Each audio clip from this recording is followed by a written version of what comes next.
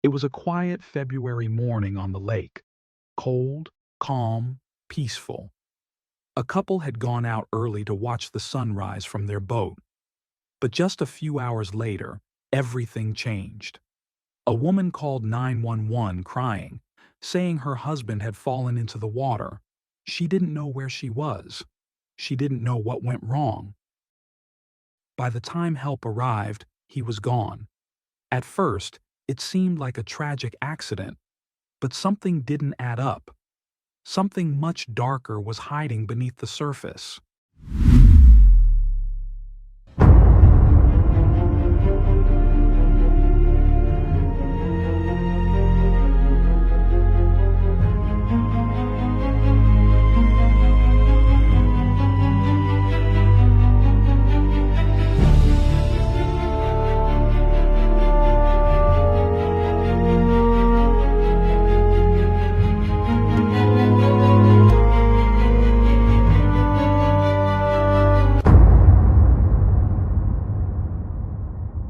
If you're a fan of true crime and criminal investigations, you won't want to miss our new book, The Ultimate Book of Serial Killers: 180 Files of the World's Most Notorious Murderers, now available on Amazon. You can also purchase the PDF version directly from our website for instant download. You'll find the link in the video description and in a pinned comment. Now, let's dive into today's case.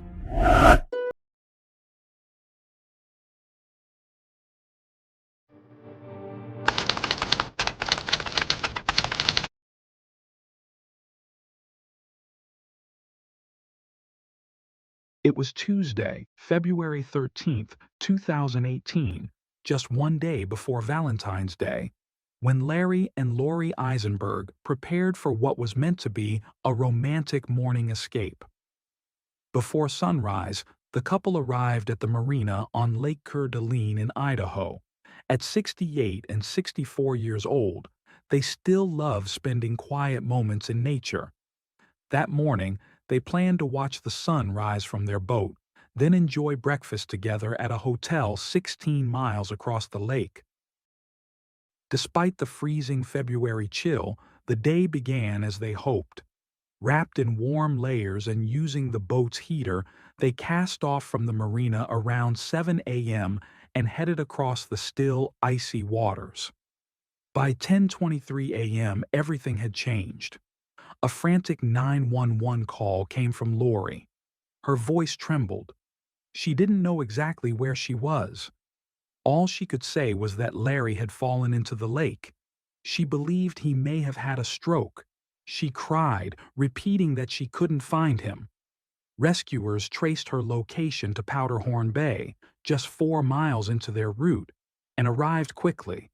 Lori was pulled from the boat, shivering and in shock. Blood was visible on her face. She told paramedics she had tripped over the heater when trying to help her husband. Her nose was bleeding, but she was coherent enough to describe what happened. Larry had mentioned a problem with the engine and walked to the rear to inspect it. When he turned to face her again, he looked pale, terribly pale. His expression was strange, disoriented. Then, suddenly, he stumbled and fell into the freezing lake. Divers were sent in almost immediately, but the odds of finding Larry alive were slim. February waters are unforgiving, dark, frigid, and deep. Everyone on that search team feared they weren't conducting a rescue, but a recovery. Back on land, Lori was taken to the hospital. The boat, now towed ashore, was examined by investigators. Blood droplets were found, likely from Lori's nose, consistent with her account. But questions remained. Larry was an experienced boater. The water was calm. There was no sign of mechanical failure. And yet, he had vanished without a trace. The Isenbergs had been together for nearly 30 years, married for 17 of them. They were beloved members of their Idaho community. Larry had retired from the timber industry, where he helped pioneer wildfire prevention programs. Lori still worked with the North Idaho Housing Coalition, a nonprofit focused on providing affordable housing. Their blended family included 8 children, 15 grandchildren, and even a great-grandchild.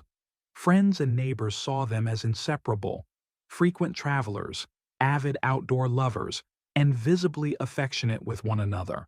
The couple's children couldn't believe what they were hearing. Just that morning, Larry had sent them a breathtaking photo of the sunrise over the lake. They knew their parents were adventurous, but taking a boat trip in the dead of winter still seemed risky.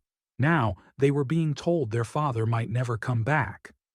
Once Lori was released from the hospital, an officer met with her to go over the details again. She seemed eager to cooperate.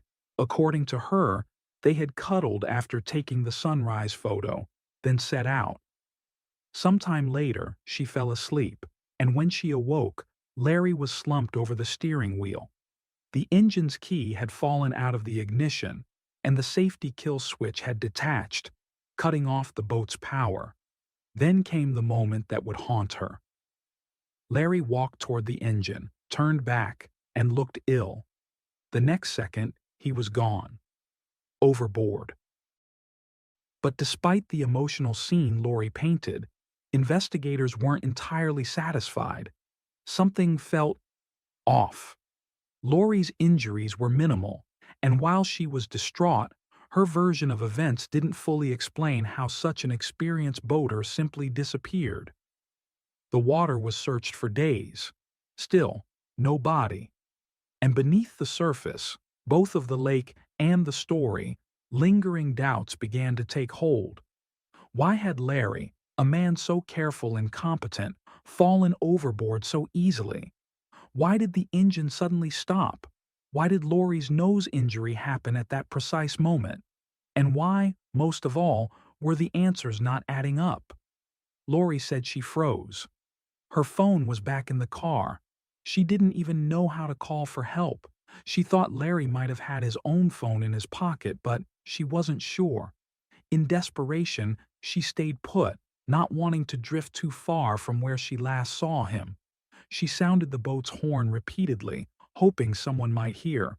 After what felt like an eternity, she reached for a blanket, and that's when she saw it. Larry's phone. With trembling hands, she dialed 911. The memory of that moment haunted her.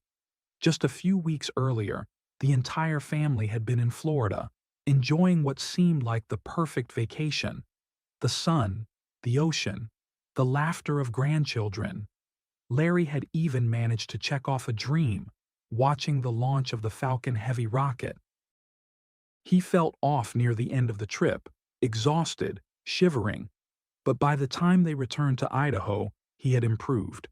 They were making plans again, this time for an extended RV trip along the West Coast. But something had changed in Lori. She had insisted they return to Florida, again, despite just getting back. Larry, as always, didn't argue. If it made her happy, that was enough for him. Then came the boat ride, the accident, the disappearance. But what followed next made everything murkier. Only days after Larry's fall into the lake, police arrived at Lori's home, not with news of his body, but with a search warrant. They seized her computer and multiple documents. Shortly after, she was arrested, but not for anything related to Larry. Lori Isenberg was accused of embezzlement and financial fraud. It had started just before their final Florida trip.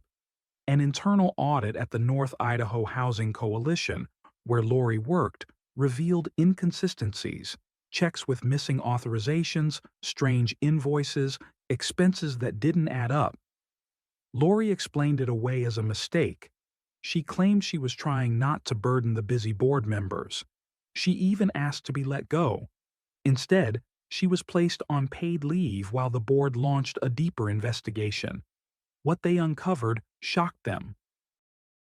Over the course of more than 2 years, Lori had embezzled nearly $580,000, and this wasn't a case of poor record-keeping. According to the FBI, it was deliberate and sophisticated. She created fake companies, generated fake invoices, and paid them with nonprofit funds. These companies were registered in the names of her daughters. Another daughter, employed as Lori's assistant, was being paid a salary, yet had no job duties. In total, 4 of her children were tied to the scheme, and all of it had gone unnoticed until just before her husband vanished into the lake. It's important to note, Lori and Larry had no children together. Both had been married before. Lori had 6 daughters, Larry, a daughter and a son. Larry was a man of principle.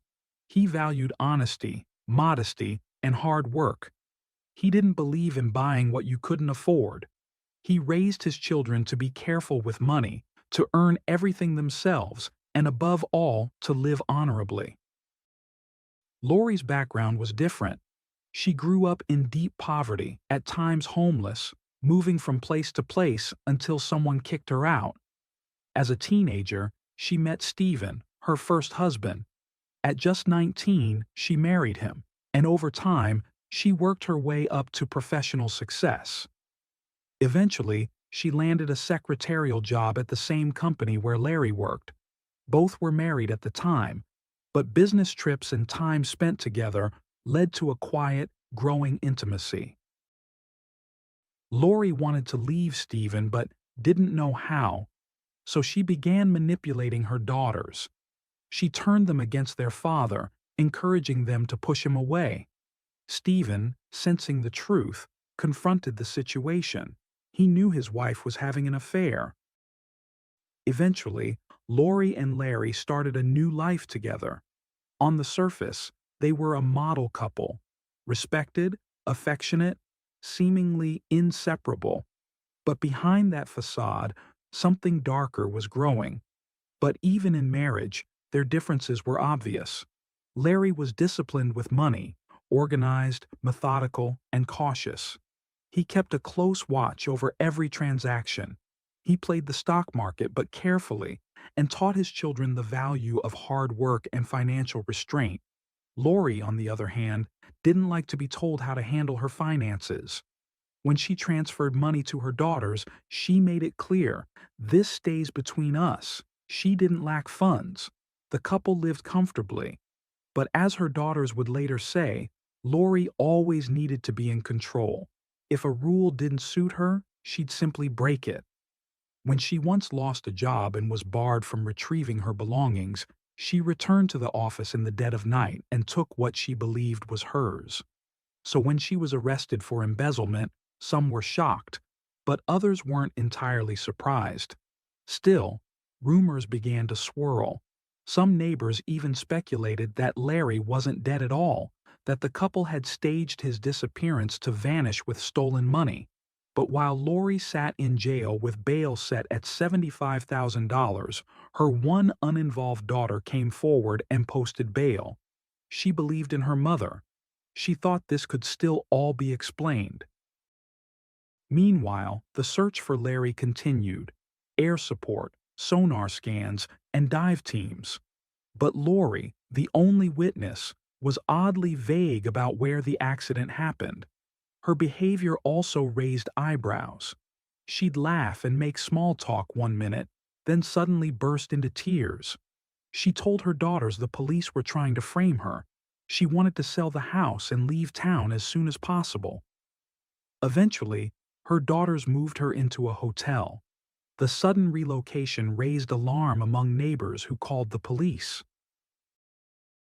Simultaneously, Larry's children visited the sheriff's office with growing concerns. They too believed Lori was acting strange. Something didn't feel right. Then, on March 1st, just over 2 weeks after Larry went missing, a grim discovery confirmed their fears. His body washed up on the shore of Lake Coeur d'Alene. When investigators informed Lori, her reaction was chilling. She shut down. No tears, no questions. She refused to visit the sheriff's office to learn more. Something inside her seemed to switch off completely.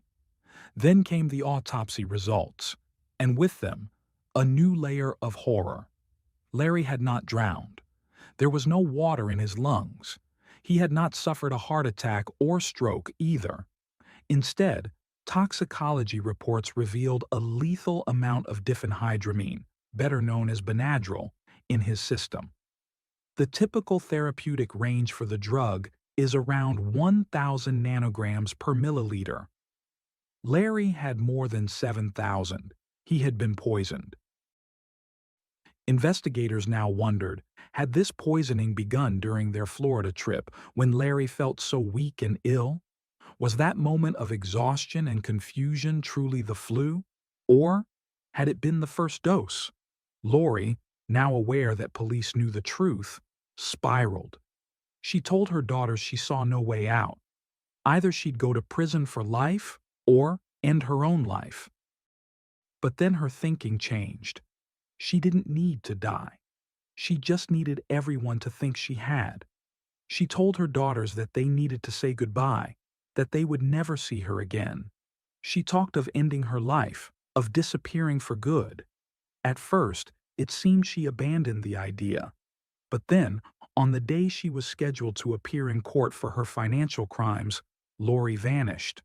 She didn't just miss her court date, she disappeared without a trace. For the daughter who had posted her $75,000 bail, it was a devastating betrayal. Now heavily pregnant with her third child and just weeks from giving birth, she not only lost the bail money but was hit with another $17,000 in costs to locate her fugitive mother. The emotional toll was worse. She came to a painful realization: her mother was a manipulator. She had always cared more about her own comfort than anyone else's well-being. Then, just as suddenly as she had disappeared, Lori reappeared. She walked into the prosecutor's office with a new haircut and a tan, as if she had returned from a tropical getaway rather than a criminal manhunt. She seemed to believe that by turning herself in, the focus would remain solely on her financial charges. But detectives weren't finished with her. The investigator handling Larry's case seized the opportunity to question her. Lori refused to talk, at least not without a lawyer. But the evidence was already building. Police discovered that Lori had lied about one of the most basic details: the sunrise photo. She had claimed Larry took it and sent it to their children that morning. But metadata from the image proved otherwise. It was Lori who took the photo. And thanks to the iPhone's live photo function, investigators could hear audio captured during those moments. Larry's voice was audible. He was still alive. But not for long. In post-accident photos of Lori's purse, investigators spotted a juice bottle. They suspected Larry had unknowingly consumed the Benadryl with it. They tested the theory and were stunned. The pills dissolved fully in the juice within minutes, leaving no visible trace. Police now believed Lori had planned to drug Larry and stage a drowning, probably in deeper water where the body would never resurface. But the sedative worked too quickly, and Larry collapsed earlier than expected. Lori then drove the boat miles away from the actual location of his fall before calling 911, leading rescuers to search in the wrong place. But because the water had been shallower than planned, Larry's body eventually surfaced. When it did, autopsy results confirmed everything investigators feared. There was no water in Larry's lungs. He hadn't drowned in the traditional sense. He may have died from dry drowning, a fatal spasm of the vocal cords that shuts off the airway when water touches the throat, but not the lungs. Or he may have already been dead when he hit the water. Either way, the high concentration of Benadryl, over 7 times the therapeutic dose, was a central factor. And then came another chilling discovery. Lori had searched online for information about water currents, drowning methods in Florida, and lake depths before their trip.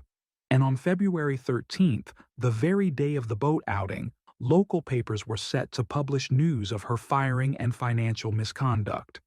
Lori had even canceled the newspaper subscription to keep Larry from seeing it. She knew he'd leave her if he found out. Everyone confirmed it, her own daughters and Larry's children. and in preparation for what would follow, she had already modified Larry's will. The new version gave 80% of the estate to her daughters. Larry's children would receive only 20%. It was enough. In February 2020, Lori Isenberg was charged with murder. The case never went to trial. Instead, she took an Alford plea, a legal maneuver in which the defendant does not admit guilt but acknowledges that the evidence would likely lead to a conviction. On May 24, 2021, the sentencing hearing was held. Larry's children were there. So were two of Lori's daughters, the ones not involved in the fraud. They stood not for their mother, but for Larry. They made it clear they supported justice, not blood loyalty. Lori also spoke. For 50 minutes, she read a carefully prepared statement. In it, she said she accepted full responsibility for Larry's death. But she claimed the Benadryl-laced drink was meant for herself. She said she had planned to take her own life. Larry had supposedly drunk the juice by accident while she was asleep. The court didn't believe her. Lori Isenberg was sentenced to life in prison, with the possibility of parole after 30 years. She had already been sentenced to 5 years for embezzlement. Her 4 daughters who had received stolen money were convicted of conspiracy to commit theft. Each received 3 years of probation and were ordered to return the money. The Isenbergs' home was sold. The proceeds went toward repaying the damages from Lori's financial crimes.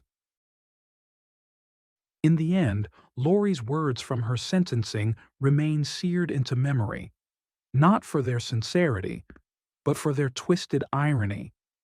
I know Larry would still be alive if I hadn't made that drink. I wish so badly I could go back. I've known from the very first day that I am responsible for his death. But it was too late for regret. The woman who once promised love and loyalty had become the architect of betrayal. And in her pursuit of control, comfort, and concealment, Lori lost everything.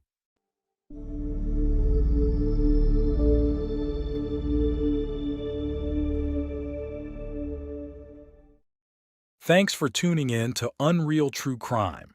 If you're intrigued by mysteries from around the world, check out our new channel, Latin Crimes, where we dive into the gripping true crime stories of Latin America. Don't miss out. Subscribe now for more thrilling investigations.